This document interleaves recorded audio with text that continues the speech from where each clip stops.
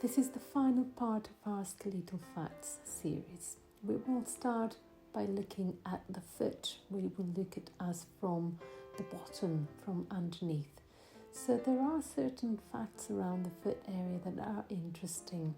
And the first one, of course, is to have a look at that base on which we stand compared to the very long structure that sits on top. We have to balance on such a small area, relatively speaking, when you look at what sits on top. The foot is a complex structure. It has 26 bones, 33 joints, 107 ligaments and 19 muscles. And we're only looking at the skeletal aspect of it. So we meet the ground with the feet. We stand on them and we have 3 main points of contact of each foot with the ground. Circled there in yellow, you see those 3 main points of contact. That is under the ball of the big toe, under the ball of the little toe, and the heel.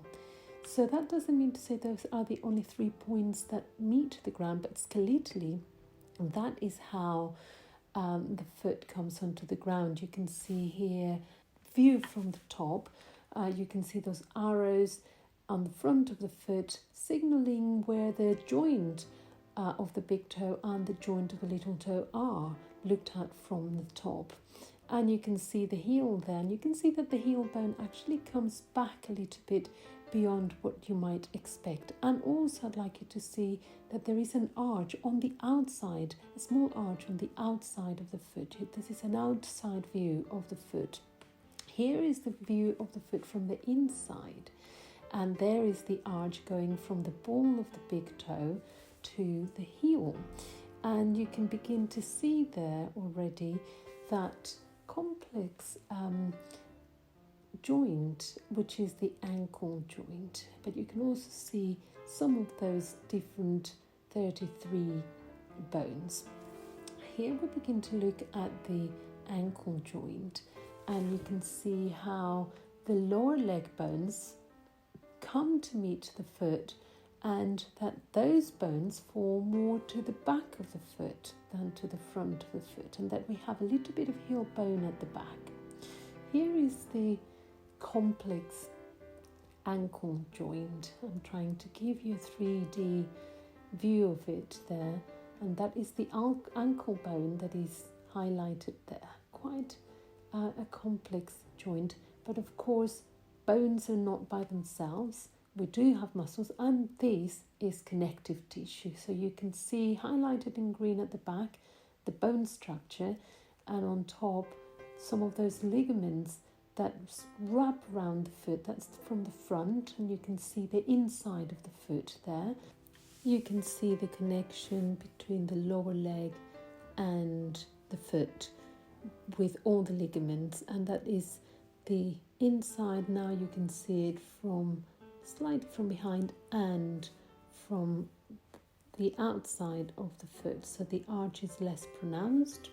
And now this is the bottom of the foot. This is the plantar fascia. This is an area that often gets very tight for people, and they get something called plantar fasciitis, which is a very debilitating condition.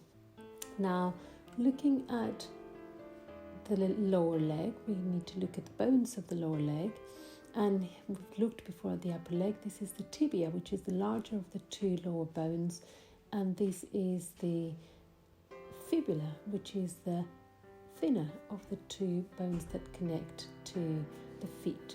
And of course now we need to look higher up, and we need to come to this other complex joint, which is the knee.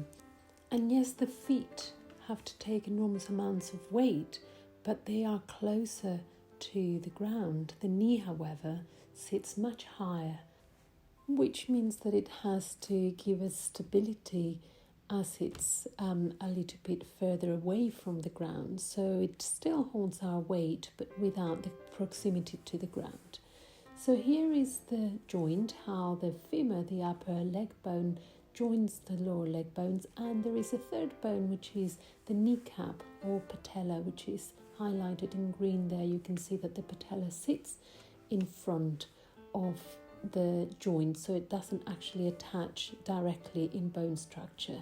There again you can see the knee joint, actually simple it is. It's not a complex one, but here it is with the kneecap sitting behind all the connective tissue. You can see the joint, the kneecap highlighted there, and how the connective tissue keeps it all together. It keeps the kneecap protected, and also it keeps the knee connected together.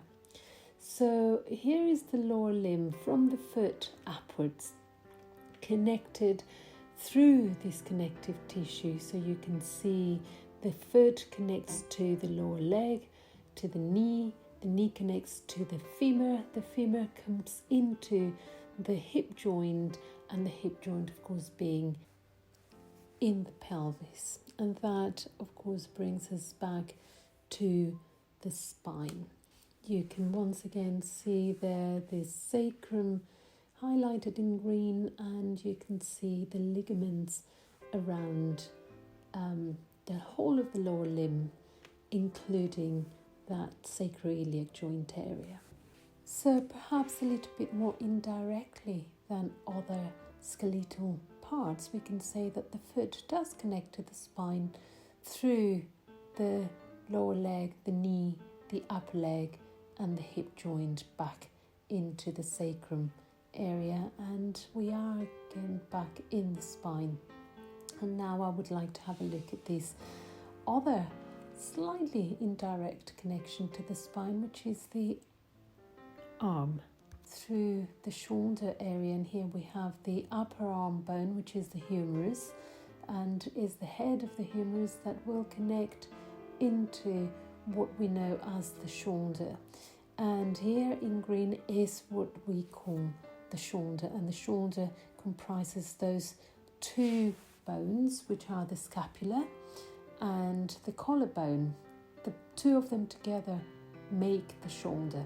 So here is the scapula or shoulder blade, which sits right behind the rib cage, and it is where the humerus will meet the shoulder joint, where the scapula and the humerus will form that shoulder joint together with the collarbone that you are about to see highlighted. So there is the collarbone connecting again the scapula, now this time to the sternum, and of course into the sternum will come all the ribs, every pair of ribs. So in a sense we can say that that shoulder joint, even though it's not directly connecting to the spine, there is an indirect connection of it as the upper bone of the arm, and you can see it there with the connective tissue, is connected to the scapula and the collarbone, and therefore to the rib cage through the sternum. So here is the skeletal challenge. We have to balance our weight on a relatively small surface.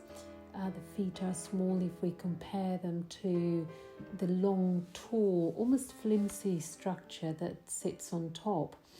And if we take into account that we get heavier and bulkier as we get higher up with the pelvic area and then the whole of the rib cage. And finally we have the head sitting on top, and the head is the heaviest single part of the body. And if we add to it there in red the force of gravity, we could say that it is a miracle that we actually stand if we look only at the skeletal system. And so this takes me back to our reoccurring theme, which is the lungs. I have kept going back to signaling the lungs where they are, and here again a reminder that they sit inside the rib cage, that they occupy a large area of this rib cage, And so with this final reminder, I would like to leave this Skeletal Facts series to prepare for a new series that might look more carefully at the functioning of the lungs in relationship to the skeleton, but perhaps also looking inevitably at the muscular system. So once again, thank you for watching.